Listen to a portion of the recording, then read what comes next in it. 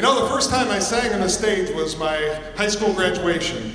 And I must have been really good, because here it is only 23 years later and they've asked me back. I'm so happy. We're so happy to have you back. Tell the story, Michael. You know, I read in the paper recently that there are some theologians who are touting the theory that Jesus was actually Irish and not Jewish.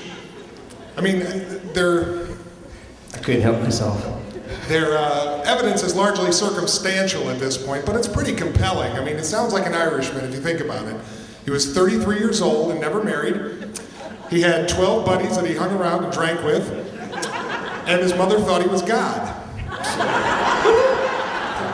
Sounds like a lot of Irishmen I know. Well, this is a story about a fellow named Seamus, not the Seamus that those fellas talked about, but a young man, a not so young man who gets married late in life. His mother's very happy about it and decides to give him a present. So let's tell the story of Seamus.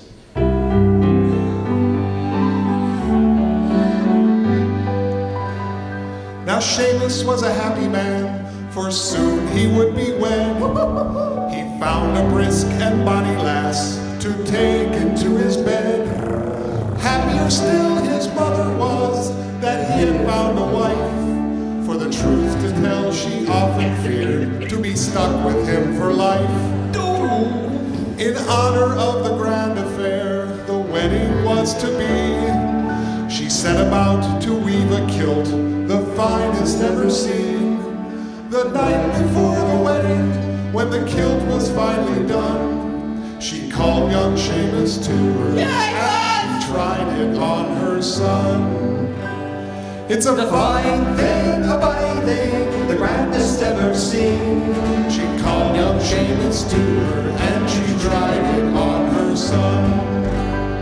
Now she wound the kilt around him, and she wound and wound and wound. And when she finished pleating, it was still 8 yards too long. Never fear, the mother said, we'll simply cut it off. And to your blushing bride, we will give the extra cloth. It's a fine thing, a bonny thing, the grandest ever seen. And to your blushing bride, we will give the extra cloth. Now Seamus was so proud, you know, his heart was filled with pride. He felt he had to rush right off and show it to his bride. 'Twas raining, so he grabbed a cloak to shield him on the moor. But in his haste to be away, his kilt slammed in the door. It's a fine thing, a bonny thing, the grandest ever seen. But in his haste to be away, his kilt slammed in the door. Now Seamus was in such a rush to show it to his bride, he never really noticed that his kilt was left behind. He knocked upon her door and said, oh, let me in, I pray.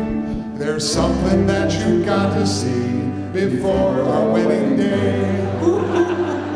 It's a fine thing, a bonny thing, the grandest ever seen. There's something that you got to see before our wedding day. The plot thickens. Now Bridget let him in, you know, but said, you cannot stay. I've got to get my guilty sleep before our wedding day.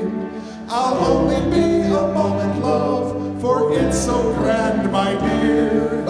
You simply gotta see what I'm a-hiding under here. Mercy. It's a fine thing, a bonny thing, the grandest ever seen. You simply gotta see what I'm a-hiding under here.